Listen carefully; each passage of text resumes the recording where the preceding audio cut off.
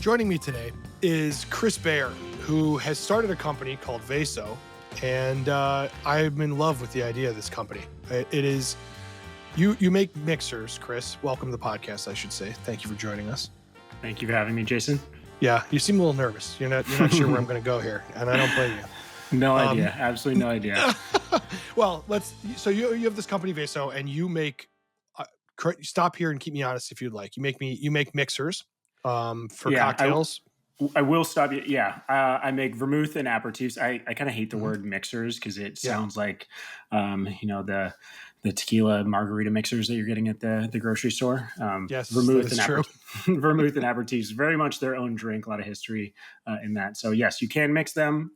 In the industry, we often call them modifiers, but a little bit of a non sequitur there. No, it's great. So I was obviously doing a podcast with a very good friend of mine, guy that's been in all my movies, Steve Mathias, and a winemaker. And we were talking about making wine with fruit and other substances. And I mentioned tomatoes and how I had a tomato wine and I want to make a tomato wine.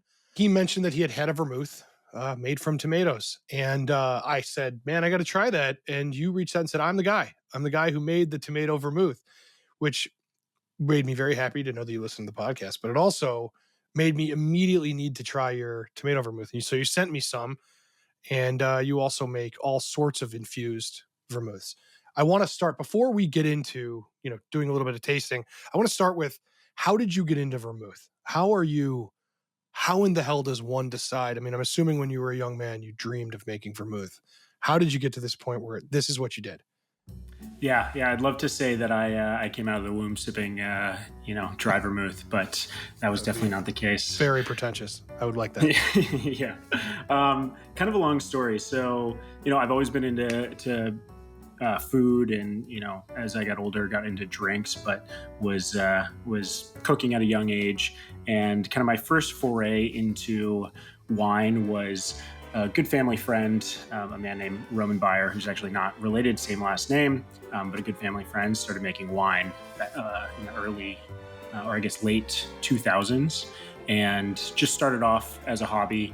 Brought a couple of my dad's friends together, including my dad, and they started making wine. They loved wine. They loved having just basically unlimited wine for them to drink. And so they ramped it up. And when I graduated from college, I got involved with the group, learned how to make wine with them, and just fell in love with it. We were going up to Napa, picking the grapes, bringing it down to where I grew up in Los Altos Hills, doing the crush, the bottling, everything. It was at some guy's house. So this is very much like a garage winery type of deal.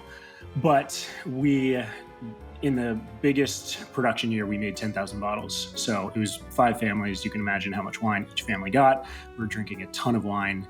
And obviously it kind of planted this seed that maybe we should start selling it, because we're not going to drink 1,000 bottles of wine in a given year, as much as my parents tried. So that planted the seed. I was an engineer at the time, actually, a software engineer. And I realized that wine was not a great industry to get into. It's so competitive. There's so many great people making wine out there, and I didn't want to just join that industry and not really have some sort of differentiating factor. So I started making other things. I was making beer, and then I was making mead. I was infusing fruits and spices into mead, and sort of liked it, sort of didn't, and then realized I didn't like honey that much. Not enough to just drink it. And so I took the honey out of it. Meat industry is incredibly competitive from what I hear. Yeah. I think it's like 600 years ago. 1,000% year-over-year growth. They went from selling 1 bottle to 10 bottles last year. So it's incredible.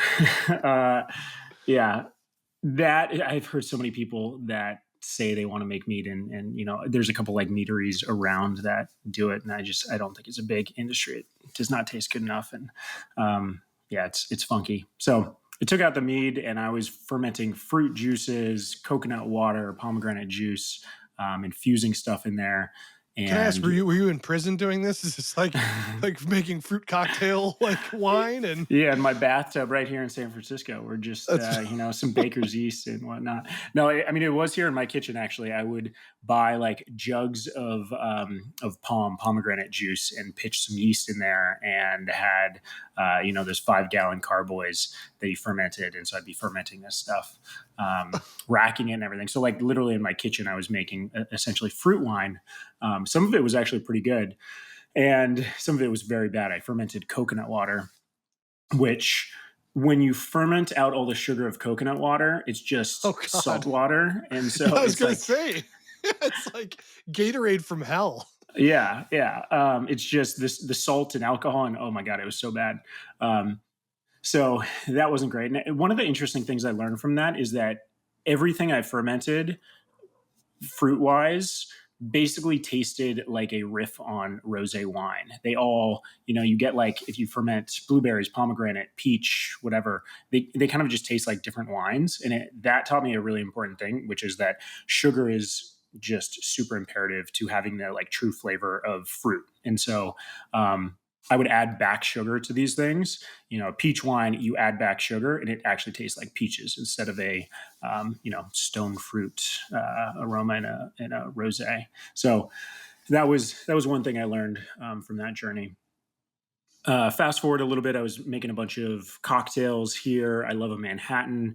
I get obsessed with anything that I get into, and so I was trying to make the best Manhattans. Got some Carpona Antica, and learned that it spoils if you don't refrigerate it, and if you do, it spoils after 2 to 3 months. So you need to drink it fairly quickly. And they sell those Carpano, like 1.75 liters. They're massive bottles, and that would be, I don't know, 50 Manhattans. And I didn't want to drink 50 Manhattans in 2 months. That would absolutely ruin my liver.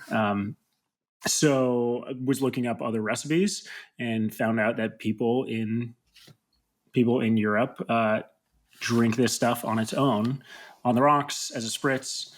And I was fascinated by that. So I started making spritzes with Carpona Antica, loved them, and then started serving them to friends. They thought I was playing mixologist, mixing up these fancy cocktails, and it was literally just Carpona Antica, soda water, and an orange peel. And so that sparked that real idea that vermouth is amazing. It has a really bad reputation in the US, but it's actually good when you drink the good stuff and when you drink it the right way.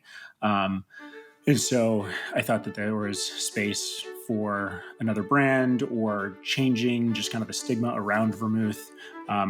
So that was kind of the impetus for me going down the path of vermouth. And again, was tinkering with making vermouth in my kitchen. And then how I actually got into it commercially was 2019, I was a product manager, was a little burnt out, really wanted to do something that I could like put my hands on, create a real product. And so quit my job. I was going to go to Italy, explore aperitivo culture, start making some more stuff at home. COVID hit 3 months later. That ruined all my plans. So I kind of pushed things back. And a couple months in, I decided this is the time to do it. It's now or never. So I made 2 official test batches, went to the farmers markets, got strawberries, citrus, got a bunch of spices, made probably 5 bottles of each, and tasted my family through it over the holidays and said, if this isn't absolutely terrible, I'm just going to do this. Tasted them through it, and they were somewhat surprised that it was pretty good, which shows that they had very little confidence in me, but they were shocked at how good it was. And so in 2021, I decided to just jump into it, incorporated a company, signed a lease at a winery as an AP, and then over the next 9 months, taught myself how to make aperitifs and vermouth at scale. Vermouth is the most maybe maligned drink in the world, I think, at least from an American perspective. Tell me about the process. I mean, just a refresher for people on what vermouth is and kind of how you make it before we dig into some of the wild stuff that you make and some of the, delicious stuff you make. Yeah, so vermouth is essentially just an aromatized and fortified wine. Aromatized means that it's got fruits, spices, botanicals infused into it, and then fortified means that you're adding some sort of spirit to bring it up in alcohol. Okay. Well, let's go first. Let's start with the tomato vermouth. I'm gonna open it and pour a little bit here. I've had this. I actually thought it was fantastic. I got to be honest. But I'm gonna pour some right now and just taste it, just so people can kind of understand. This one is, God, does it really taste like tomato? And it's got like the not Pyrazini quality, but the green know, there's like this green element that if you ever get like tomato seeds and you bite down on them and they kind of pop a little bit, it's a taste that's like nutty and green and vegetal, and it's in this. It's like so fascinating to me the way this tastes. This is really good. Like, I'm really pissed off I didn't have this idea because I really wish I had made this. This is really good. How would you drink this tomato vermouth? Like, what would you make with this? Yeah, so it's a dry vermouth. This one actually has no sugar. A dry vermouth can typically go up to 50 grams per liter of sugar, but we decided to go bone dry for this. The classic is a martini, a tomatini, and I started this tomato project in 2023. I bought a bunch of tomatoes, put them in brandy. People thought I was absolutely insane for infusing tomatoes at that time. And then the next summer, the tomatini as a cocktail kind of blew up, and it was perfect timing. So, this in place of your classic dry vermouth in a martini is going to be just great. So savory and herbal. You can mix it in with other things too. So tomatoes, I'm a total like food science nerd. Tomatoes have really high concentrations of glutamates, which is the savory compound, MSG. It's basically natural MSG. It is so savory. This is like, it really is so delicious. I mean, yeah, it's almost got this like oily coating on your tongue of just like after you've eaten a steak or something.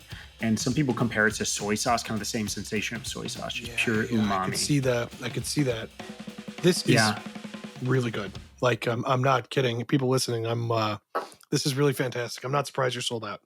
Thank you. We are making another batch. It was my idea, frankly, but it's we'll pay you royalties on that. Yeah, I'm sure. I look forward to the check.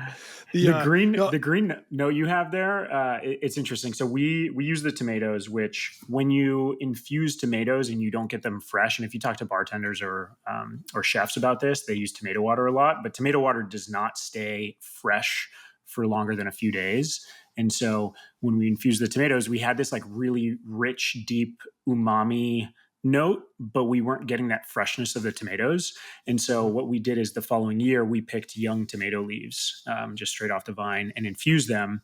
And you get that green note, that kind of herbal vegetal quality. It's almost like a little mentholy when it's fresh too. But I got that idea because I was working with my tomatoes in my garden, and every time I would brush up against the plant, my hands would just smell like tomatoes for the next 2 hours. So I wanted to put that in there. The anchovy one, this is amazing because I think when you bring this up to the normal person, and I don't know what that means, normal, but I mentioned to my wife, she knows a lot about this stuff, wine and all this stuff. When I mentioned I'm about to drink some anchovy vermouth. I mean, she doesn't like anchovies, so it doesn't help, but she was just kind of like, oh my God, that sounds not good. Now, I love anchovies. I love sardines. I love all this stuff very much. So to me, I was like, this sounds kind of great.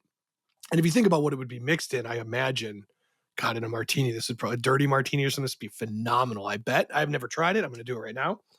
But you're going to mix up a martini right there on air? No, I should, but fortunately it's midday. When you do the anchovies, are these any old anchovies out of a can? Are you, are these artisanal anchovies? What are we talking about here that you're putting with this? And I want to know the ratio too. How much anchovies does it take to get, because I can taste them. It tastes like salty, not overbearing by the way, but it's like a salty, almost like a little bit of olive brine. It almost tastes like there's like, if you were to take the juice from an olive jar, good one, and pour it into a little bit of vodka or something like that, it kind of has that the essence of that. It's not what that is, but it's sort of similar. Yeah, maybe a little bit of the oiliness from the olives that you get there, like that rich mouthfeel too. Sure. And so I wanted to maybe partner with a tinned fish company and do this. And I can talk about the marketing plan after, but because it's just such a crazy concept that I wanted to capitalize on the marketing. But for production, we are using the Fishwife anchovies. They're packed in oil, so we drain the oil from them and then infuse those in brandy, which is kind of how we infuse everything. That jar looked like brains. You've just got anchovy fillets soaking in brandy. And if you don't like anchovies, the look of that is enough to make you throw up. But I'll send you a picture after. We did that for... I hope that's on the back label. If you don't like anchovies. Yeah. we infused those for 4 weeks and then strained them out. And I wanted to go, I thought anchovies were going to be just too crazy. And so I wanted to go like really light on them. Uh, I used about an anchovy per bottle is kind of where I was at. And that turned out to be pretty subtle. And anchovies, fresh anchovies, they're not as fishy as you would think. And when you infuse them in oil, the oil pulls out a lot of the fishiness. So they have this kind of like sweet, umami, almost caramelized note. And so I supplemented that with some fish sauce because when you ferment fish, it just breaks down all of those proteins into pure savory fishiness.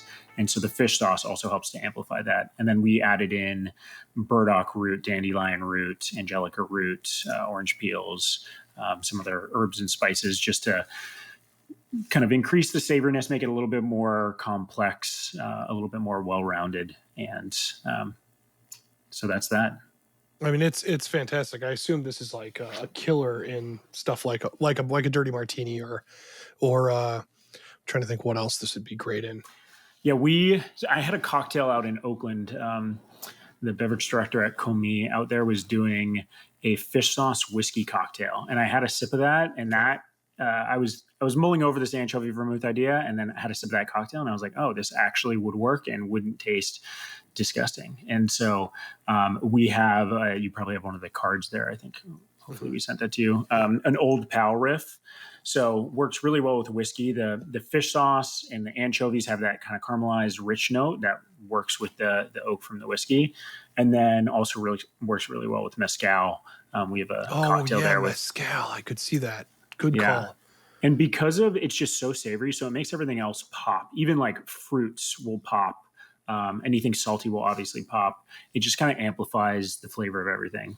So works well in so many different things. But yeah, a martini is kind of the no-brainer. And we would call that a filthy martini, or, your take on people name them garbage martinis, kitchen sink martinis, whatever you want to do.